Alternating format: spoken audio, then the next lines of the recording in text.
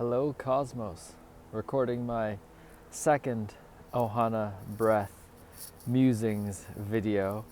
And yeah, just being with all that's changed, all that is, all the challenges, even of coming up with cohesive themes, of ideas, because there's so much coming through.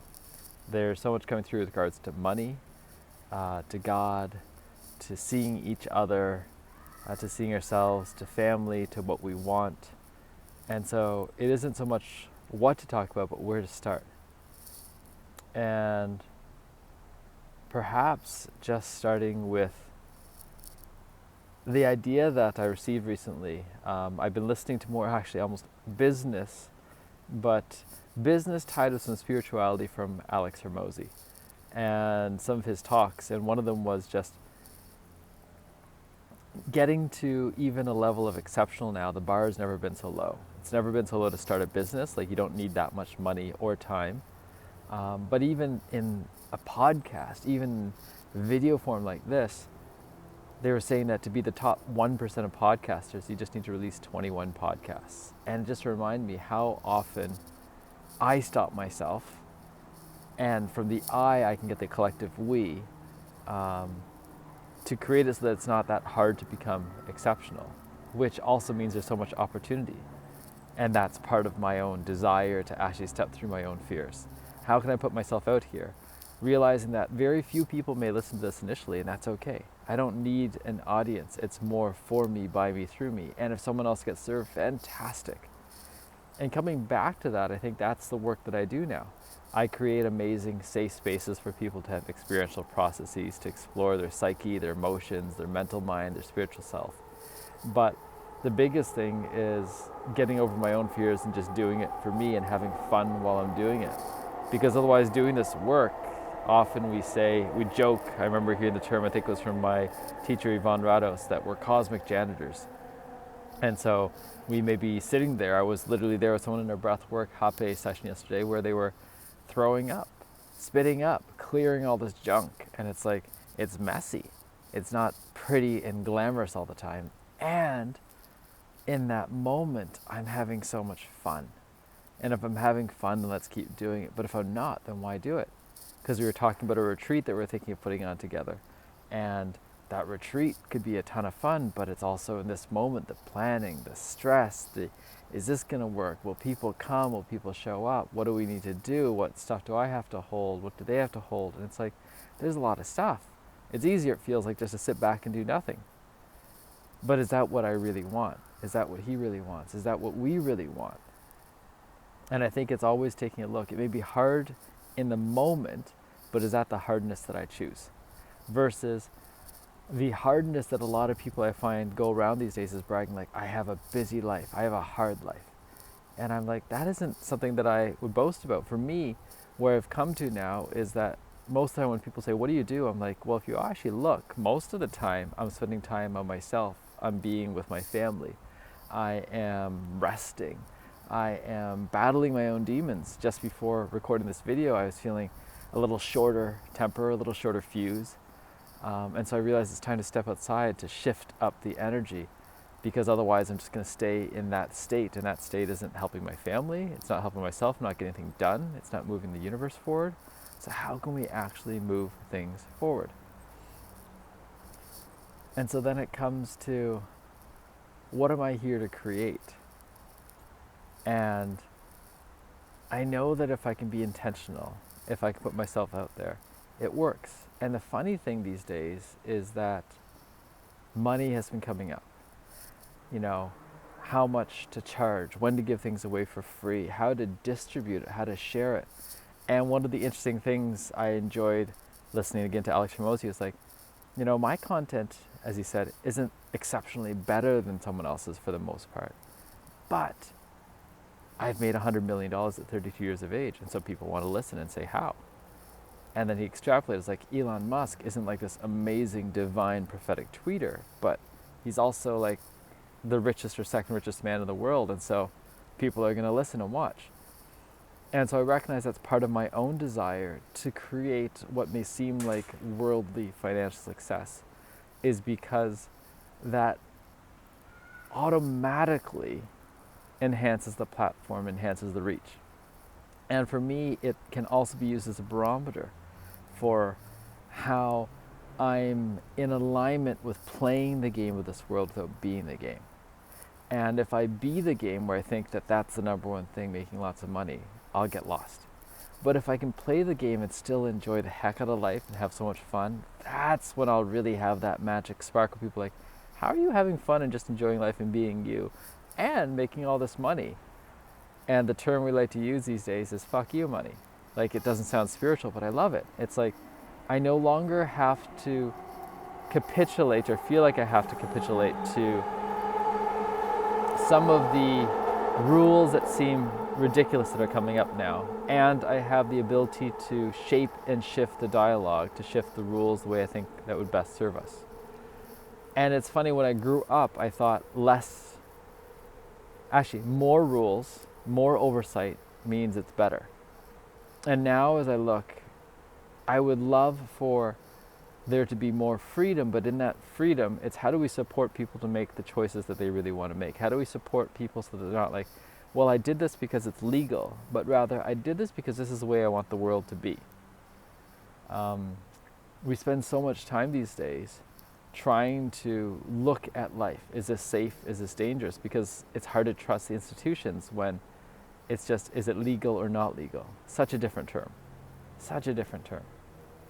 Just like in the work that I'm doing now, it's like I can notice more the edges where I could do better.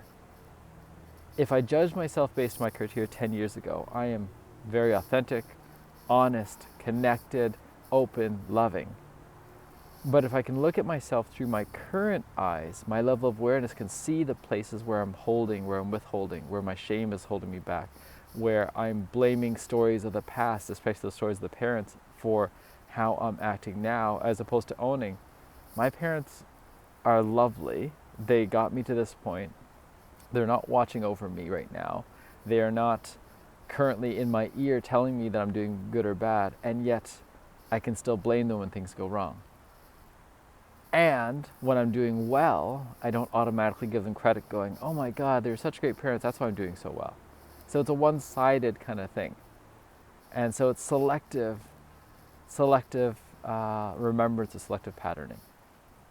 So this is a little bit rambling, and part of it is on this format, I'm allowing that a little bit because I want the work that I'm doing in the direct breath, the Ohana breath that I'm doing every 2 weeks, to be much more guided and directed and focused. We'll have specific themes around money, around what we want, around our shames and our guilts, around letting go, and stick to those themes. Whereas here I get to explore a little bit of the pattern. Some of them may even repeat.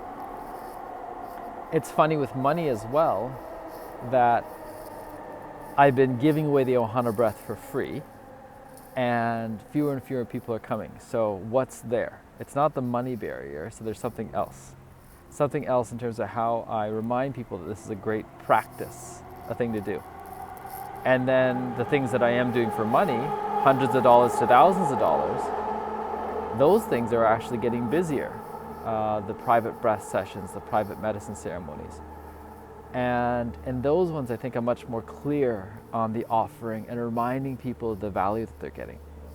The last ceremony I did, when I actually asked, what's the value you receive from this? And when he looked, he had trouble being with a number because the first number that came up was 130,000. And then when he looked deeper, he's like, no, this is worth $250,000. And we'd look at it going, well, how do we know? It's like, well, there's that part of the trust. And there was that part that I already knew he had the capacity with just a few tweaks to make his life completely different. And so I think it's going to happen in the material world, the $250,000, and in the energetic world, the enjoyment of life, the knowing that there's so much more to go. And I don't do that enough yet with the online breath, reminding people, because I would really love for people to come to get at least $100 of value in their life. Like, otherwise, why are we putting this time in here? And realizing that this regularity creates a space for what's next. Often we look at the one thing that we think changed everything. I have that day where I was in an ayahuasca ceremony. I was like, before that, asthma. After that, no medications for asthma.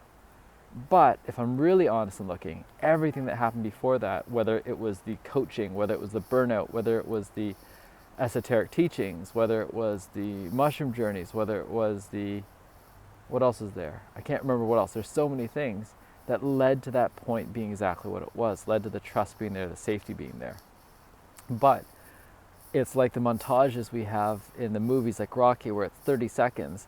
We compress all of our lives, our months, weeks, years into that one moment, so we have that moment to capture and share. And the only tricky part is if we keep sharing just those moments, everyone thinks, I just need this one magic pill and then everything will be better. Versus everything I'm doing is leading up to a big experience at some point. And then after having a big experience, it's so important to actually take the time to create practices, to create new habits, to create things where I'm actually changing life. Because if I'm not, then I'll have an amazing experience, and then I'll start collecting amazing experiences, and then I'll keep coming back to the same space over and over again.